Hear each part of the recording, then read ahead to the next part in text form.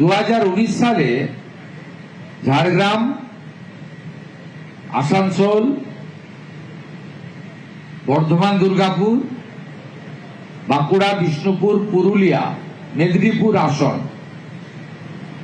ভারতীয় জনতা পার্টি জেতার পরে প্রাক্তন মুখ্যমন্ত্রীর রাগ এসে পড়ে এখানকার মানুষের উপরে।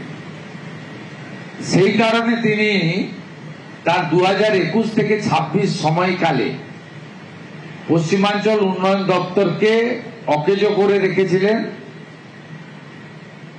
উন্নয়ন থেকে বঞ্চিত করে রেখেছিলেন। বীরভূমকে, পশ্চিম বর্ধমানকে, বাঁকুড়া, পুরুলিয়া, ঝাড়গ্রাম, পশ্চিম মেদিনীপুরকে, পূর্ব বর্ধমানের বীরভূম লাগোয়া অংশকে। স্বাভাবিকভাবে এবারে যখন সরকার তৈরি হলো, আমার কেন্দ্রীয় নেতৃত্বরা বললেন যে মুখ্যমন্ত্রীর পুলিশ দপ্তর ইত্যাদি ইত্যাদি বড় বড় দপ্তর তো থাকবেই, কিন্তু এই দুটো জায়গার উন্নয়নের দায়িত্বটা মুখ্যমন্ত্রীকে নিতে হবে। একটা হচ্ছে সুন্দরবন আর একটা হচ্ছে পশ্চিমাঞ্চল। তাই আমার যে কটা দপ্তর, আমি যে কটা দপ্তরের মন্ত্রী, তার মধ্যে পশ্চিমাঞ্চল উন্নয়ন দপ্তরও পড়ে। আমি আজকে এই এলাকার সম্মানীয়া বিধায়কবৃন্দ, আমার সমস্ত সহকর্মী মন্ত্রীবৃন্দ, এই এলাকা থেকে যারা ক্যাবিনেটে আছেন, MIC, MOS, all BDOs, all DM এবং প্রিন্সিপাল সেক্রেটারি ছোটেন ডিল আমার নেতৃত্বে, পিইউপির সমস্ত special secretary, joint secretary, engineering cell, আমরা এখানে আলোচনা করলাম, পরিকল্পনা করলাম।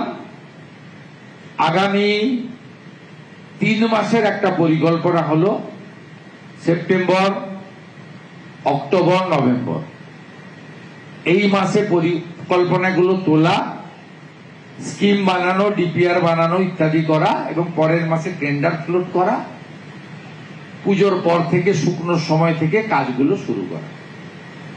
এবং এতে অগ্রাধিকার দিতে আমরা বলেছি পিছিয়ে পড়া গ্রামগুলিকে আমরা চিহ্নিত করে দিয়েছি।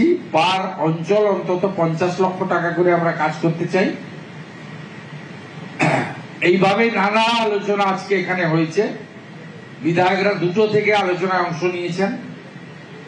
আমি যেহেতু আকাশপথে আসতে পারিনি, আমার 2 ঘন্টা লেট হয়েছে এখানে আসতে, 4:15-তে আমি এসেছিলাম।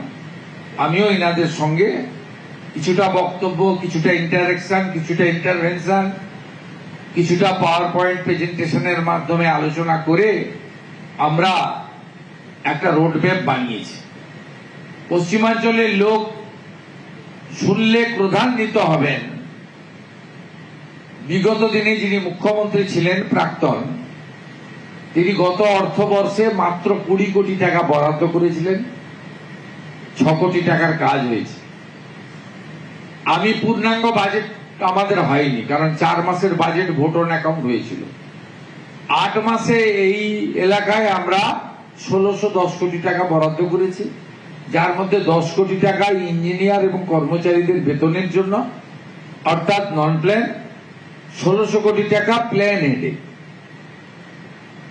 আমি চেষ্টা করব মার্চ মাসের মধ্যে এই টাকা যাতে সমস্ত আধিকারিক এবং জনপ্রতিনিধির সাহায্য নিয়ে, জঙ্গলমহলের মানুষ যে বিরাট প্রত্যাশা নিয়ে মাননীয় প্রধানমন্ত্রী নরেন্দ্র মোদীর গ্যারেন্টিকে বিশ্বাস করে আমাদেরকে ক্ষমতায় এনেছেন, সেটা আমরা যাতে করতে পারি। কৃষ্ণেন্দু